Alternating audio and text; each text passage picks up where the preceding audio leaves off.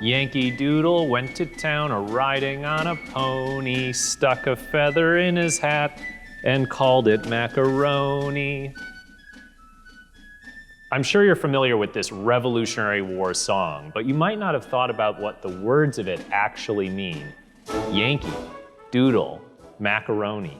These words have really interesting histories, and the song actually began as something that mocked Americans. So even though we've adopted it as a famous national tune, it's pretty insulting.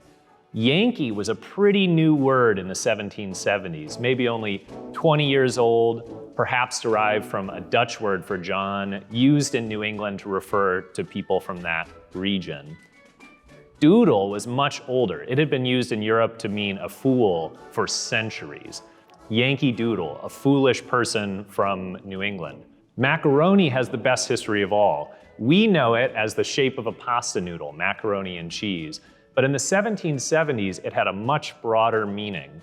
Wealthy men in Europe, young men, would take a grand tour of parts of continental Europe, Italy and Greece, see the ruins of classical Rome, adopt new fashionable French clothing styles, and even get a taste for foreign foods like pasta.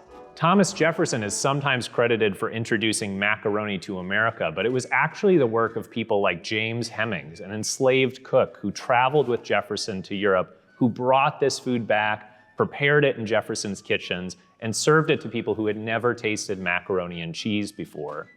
In the 1770s, though, the word macaroni came to refer to these sorts of people who had traveled Europe and adopted clothing that at least some people in England thought was a little too fashionable. They were the hipsters of their day, and they were wildly mocked in satires and imagery.